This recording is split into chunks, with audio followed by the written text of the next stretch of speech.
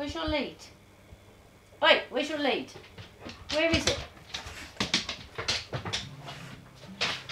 Where is it? Where's your lead? Find it. Find it. Find it. What? Where's your ball? Find your ball.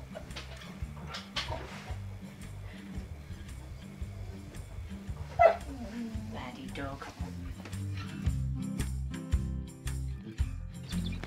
He's come after me before with his rifle and that, and just sort of shouted, "Oi, get off my land!" And then I just sort of ran for my life.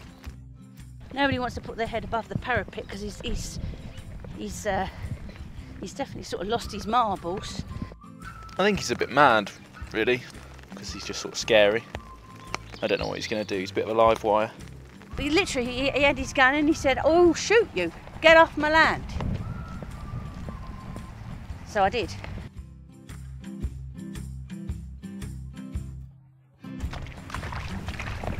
I think it's only a problem when he has sheep in there. But obviously he doesn't want the dogs, especially the Australian shepherd, doesn't want them shepherding the sheep around and upsetting them.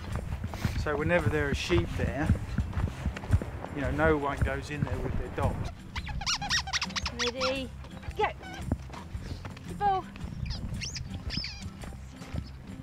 Well, I was walking down Ham Lane, where we are, where we're walking now, and I was on my way back.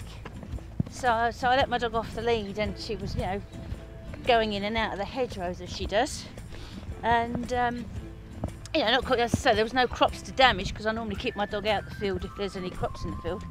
So my dog was sort of dancing around the other side of the hedgerow, and he spotted her, and he just drove. He turned his tractor round, and quite literally drove straight at her, and she just sort of darted out the way, as she does. And he spun the Land Rover around, and had a second attempt and a third attempt, and I was frantically at the side trying to call up. I mean, she used her own initiative and just dodged the Land Rover. Lola thought he was playing, but you could see he was gritted, determined to run her over and have the end of her. Hello, my name's Tim Hook. I'm a farmer on a family-owned farm, and we're at Coate, about 4 miles south of Witney. From a third-party point of view, e.g. dog walkers and everything, it's not the point of them walking on the crops. That isn't the worst-case scenario. The worst-case scenario is livestock, it's biosecurity. Dogs can carry some nasty bacteria that can make sheep abort.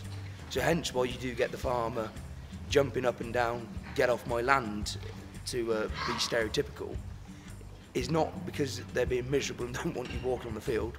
One, we don't want that because it's like me coming for a walk around your back garden. But secondly, it's because the disease and the biosecurity aspect of things. Hence I just mentioned TB. Dogs and humans don't carry the TB. Oh. That was on cue. But you do get the dogs that do chase livestock, and they can abort cows, make cows abort. They will attack sheep. Remember, the dog does come from the wolf, going back. And also, people don't realise that these cows can be fairly dangerous. I've worked with livestock for the last 20 years, and I've been pinned by the bull once or twice. I've been kicked by cows, and it isn't very comfortable when they do. We do realise that we have the guns, and it is a privilege to hold the guns in the country, because the public perception of them is very different from what we would use them. You're installed into it. You're installed into you as a young man, being brought up on the farm, about guns, safety with guns, crossing fence lines with guns, always make sure it's unloaded. You're told silly little rhymes like never point a gun at anyone, even in fun, and it's sort of things that's installed into you to make sure that safety is paramount with all firearms, really.